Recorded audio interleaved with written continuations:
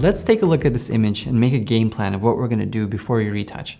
It's always important to make a game plan visually or mentally because you don't want to spend all day working and realize you've messed up somewhere. When you do it systematically, it makes a lot more sense when you're actually working.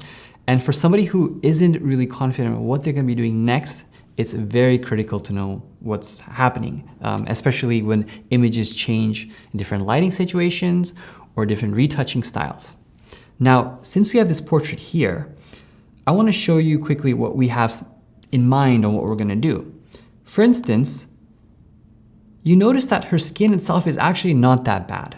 The reason I picked this portrait in specific is because the plan that we make in itself is going to be very easy to do, but it's going to cover a lot of the tools that we're going to be carrying on with a lot of the other images. Now, for instance, the thing that stands out to me the most is some of the under eyes here.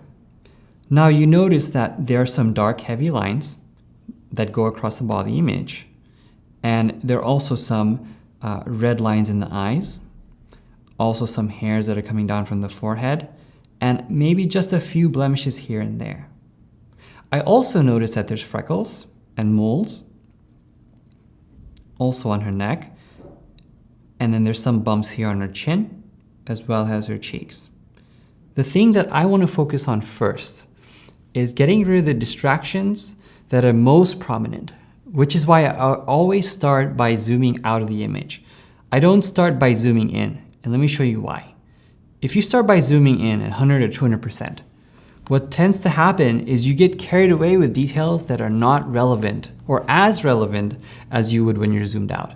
Because when you think about it, every time you're browsing on Facebook or social media or even seeing a print, you're not looking at that print in the beginning all the way zoomed in. You're at a distance from that print. You have this specific distance that you're engaging with that image.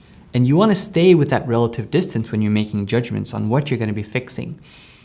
And as we reflected back on some of the things that you typically do in portraits, I'm not going to take away the moles. I'm not going to take away some of the freckling that's happening on her face. I'm going to keep it more natural. It's going to be very organic and very easy to follow in that respect. So, as I mentioned, the first step that I want to focus on is the most obvious things. In that respect, we're going to be talking about removing under eyes, some of the blotchiness on her skin with some of these blemishes, on her forehead, some of these stray hairs that are going in the background, and the red lines that are happening in the eyes, maybe even lightening up some of the rough patches of skin on her lip, but overall keeping it pretty natural because there's not a ton of things to do, but it's going to be interesting to see how we take this image forward with our game plan.